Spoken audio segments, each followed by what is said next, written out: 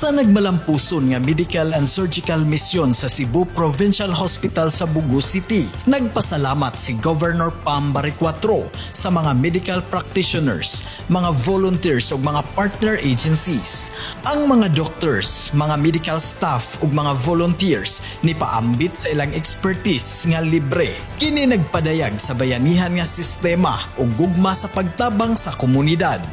Ang medical and surgical mission nakatabang sa gatusan ka mga pasyente nga way ikabayad sa pagpaopera sa ilang gihambin nga mga sakit. Salamat sa sui generis mission.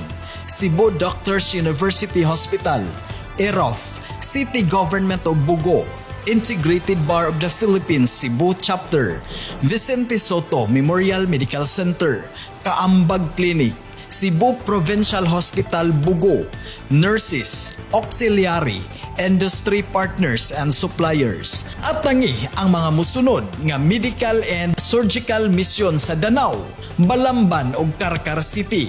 Kauban ang mga partners: Chongwa Hospital, Cebu Vélez Hospital, Cebu Medical Society Incorporated, All-Terrain Medical Relief Organization, Vicente Soto Memorial Medical Center, Perpetual Soccer Hospital, University of Cebu Medical Center o Visayas Medical Hospital.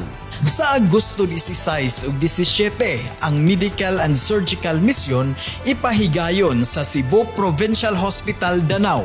Sa Agosto 23 ug 24, ang medical and surgical mission adto ipahigayon sa Cebu Provincial Hospital sa Balamban.